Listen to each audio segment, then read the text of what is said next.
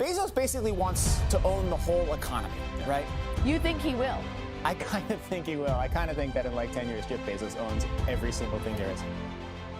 Amazon's this trillion-dollar tech company, closing 30% of our stores and malls and paying zero in taxes.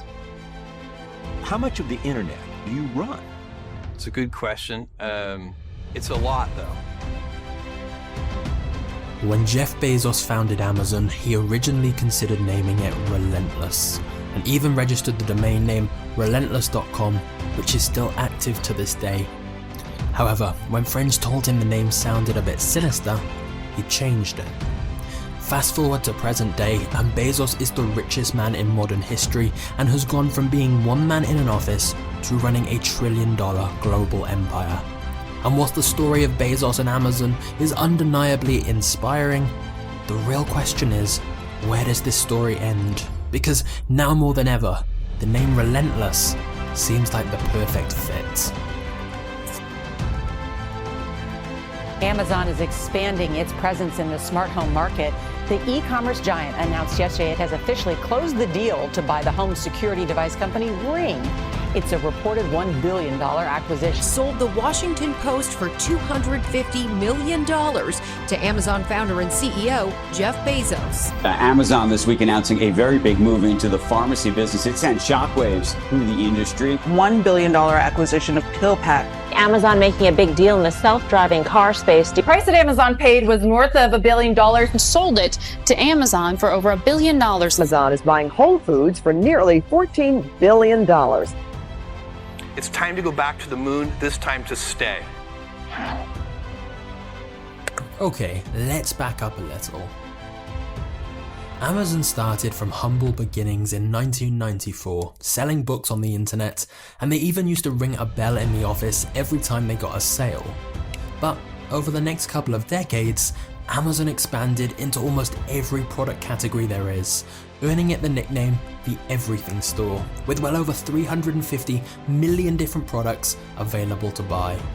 And when you think of Amazon, this is probably what comes to mind: Amazon.com, the online e-commerce giant. However, the shopping component of Amazon is just a tiny fraction of what it does. And sure, it's normal for businesses to buy out competitors and expand into new markets, but let's just take a step back to see exactly how large Bezos' Amazon empire actually is, and what that could mean for our future.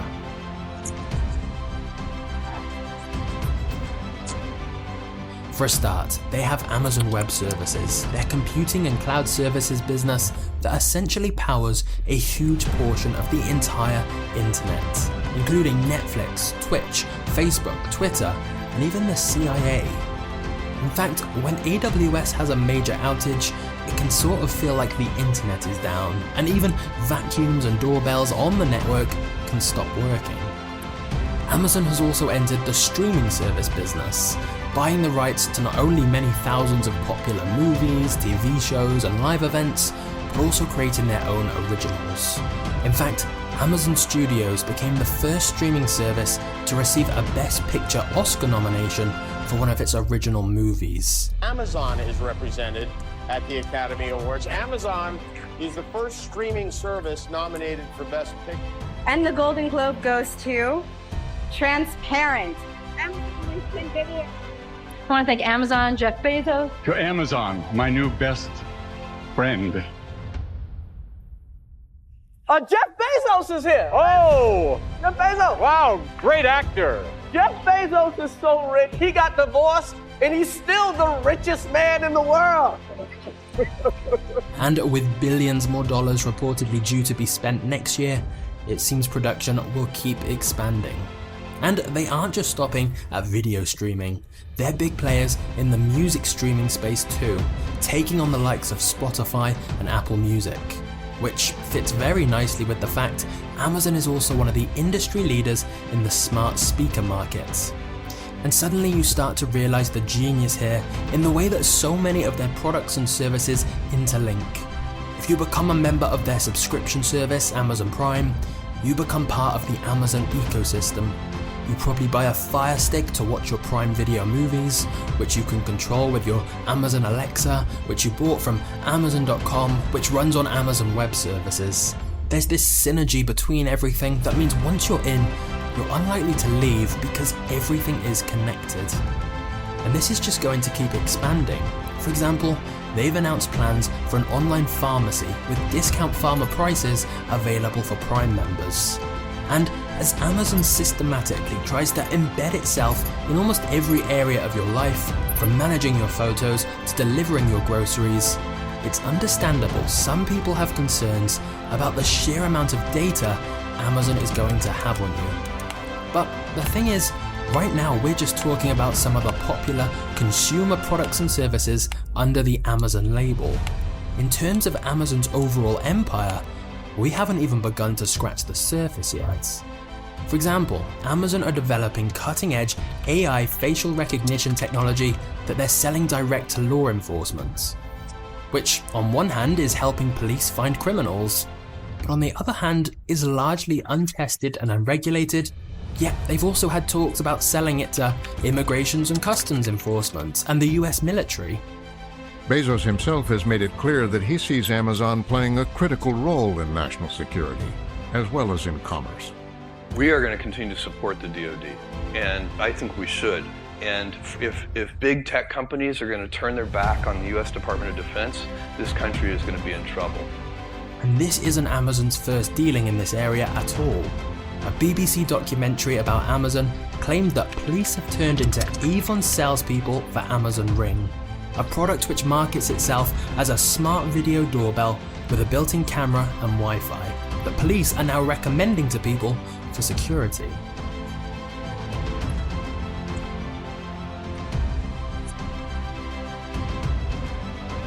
Amazon are also currently working on other futuristic projects like drone deliveries and AI robots for the home. Ironically, in 2018, a Guardian article wrote that of the top 10 US industries by GDP, Amazon has a finger in all but real estate. In 2019, articles started popping up about Amazon entering real estate.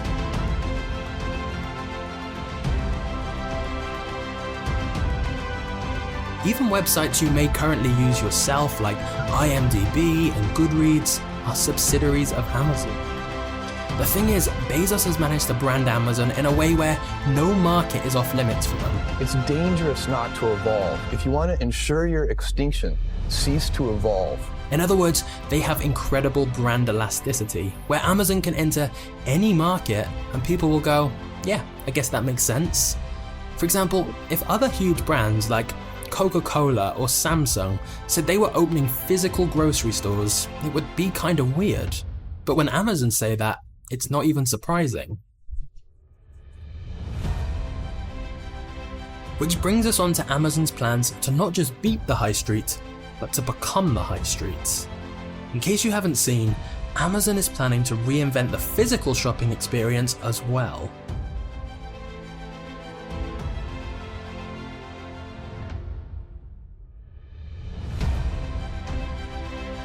No lines, no checkout. No, seriously.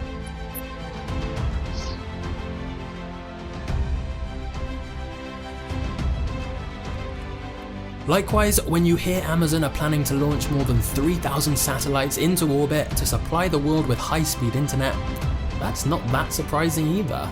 Same with their plans for a 3 million square foot air hub for the fleets of planes they've been buying, or their purchase of self-driving car company Zoox. Again, whilst these big projects all seem unrelated, you can also see how these different pieces may all later connect together. For example, driverless vehicles delivering your Amazon packages.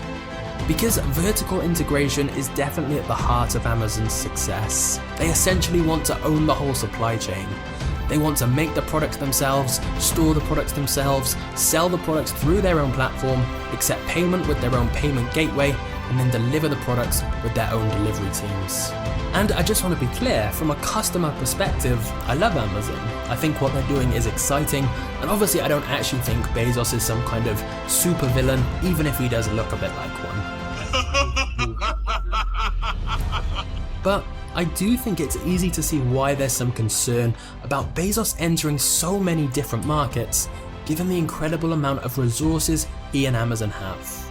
And no, currently they don't match the definition of a monopoly in any of the markets they're in, because they do have plenty of competition. In fact, Amazon's competition is almost everyone.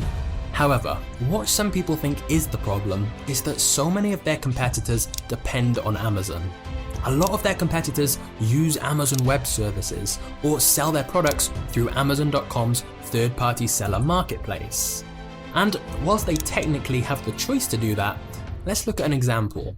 Many book publishers have had negotiations with Amazon over ebook pricing, to which Amazon can essentially dictate the price they want. Because if the publishers don't agree, Amazon can simply stop showing the books from that publisher, causing their sales to tank, since most people buy books from Amazon.